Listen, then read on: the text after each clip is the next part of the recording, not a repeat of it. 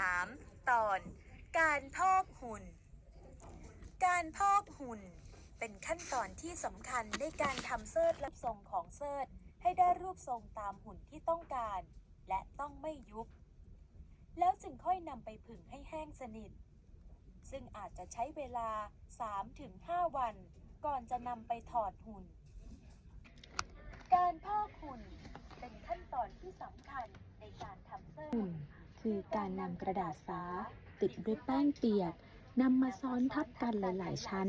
เพื่อให้เกิดความหนาและความแข็งพอที่จะรักษารูปทรงของเสิร์ชให้ได้รูปทรงตามหุ่นที่ต้องการ